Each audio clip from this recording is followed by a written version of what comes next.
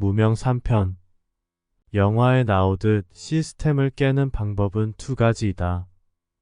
바이러스를 침투시키는 경우와 시스템 자체의 원리를 알아버리는 것. 바이러스의 경우 자신이 직접 바이러스가 되기는 어렵다. 인간이 스스로 물리적, 정신적 변형이 일어나면 정신병원 갈 확률이 높다. 결국 해답은 시스템의 원리를 아는 것이다. 존재에 대하여 안다는 것은 꿈속에서 깨어나는 것과도 같다. 온통 삶 자체가 의심이 안 가는 것이 없다. 의심을 해야지만이 존재가 보인다. 의심을 안 한다면 아무것도 볼 수 없다. 인류는 현상적, 표상만 보고 살아가고 있다. 또한 보이지 않는데 어찌 벗어날 꿈이라도 꿀 수 있겠는가? 잠이 깨지 않는데 현실이 어찌 보일 것이며 의심하지 않는데 존재가 어찌 보이겠는가? 자신의 모든 감각 기능을 의심해 보아야 한다. 나아가 현실과 세상의 이치와 존재의 원리까지 의심하여야 한다. 우선 자신의 오온 중 가장 대표적인 욕정을 살펴보자. 근래는 의학이 발달하여 욕정의 결실인 자식수를 피임이라는 방법으로 의도적으로 조절하지만 역사 이래로 순수한 욕정의 대가는 자식을 탄생시키는 결과로 이어졌다.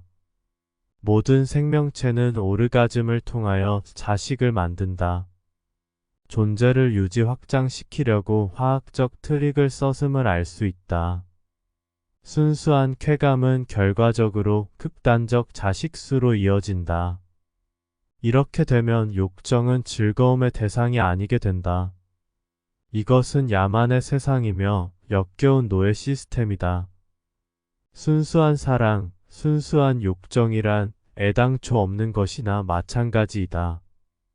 자식을 낳는다는 것은 자신의 골을 자식에게 넘겨주는 것이다. 나아가 자식에게 노예 문서를 손에 쥐어주는 것이다. 만약 이 말에 강한 반감이 생긴다면 그대 스스로는 참으로 행복한 사람이다. 그러나 자식 입장에서는 생로병사라는 무거운 골을 물려받는 꼴이 된다.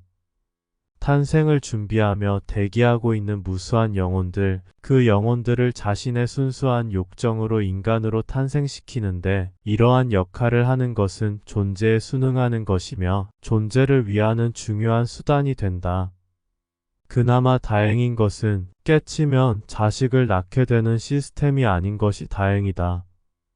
만약 그러했다면 인간은 영원히 이곳을 벗어나지 못할 것이다. 결론적으로 욕정을 통한 존재 유지 시스템은 하등하며 자신의 선택으로 자식을 낳는다면 고등한 시스템이 될 것이다. 물론 이때에도 적정 한계는 있게끔 되어야 한다. 또한 현실은 어떠한가? 불과 200년 전만 해도 흑인 노예는 자식을 많이 낳아야 주인이 부를 축적하는 데 도움이 되었다. 우리나라도 조선시대인 100년 전만 해도 노예가 대부분이었다. 소작농들은 모두 노예 그 이상도 이하도 아니며 자식을 많이 낳아야 노예 수가 증가하기에 이보다 좋은 노동력이 없는 것이다. 노예가 노예를 낳는 형국이라. 결국엔 인류는 이중 노예인 것이다. 천상의 관리자들의 노예이며 현실 지배자인 왕들의 노예이다. 그런 실체를 망각한 채 자신이 신과도 같으며 신이 자신과 함께한다는 생각은 허무맹랑하기 그지없다. 지금 이 순간 마음만 편하면 그만인 것이 아니다. 누구는 스스로 노력해서 성공하라고 할 것이다. 그 말이 잘못된 것만은 아니지만 존재 자체가 속임수이며 현실이 노예인데 그 개판 속에서 성공할 의지가 생기겠는가? 젊었을 때야 몇 번 도전도 해보고 실패도 해보겠지만 근본적으로 달라지는 것은 아무것도 없다. 무모한 존재 속에서 욕정 자체가 잘못된 것이 아니라 그 욕정이 폭력이나 전쟁으로 이어지는 것이 문제이며 결정적으로는 노예가 노예를 만든다는 것이다. 여러 수행자들이 욕정을 끊으려고 한다.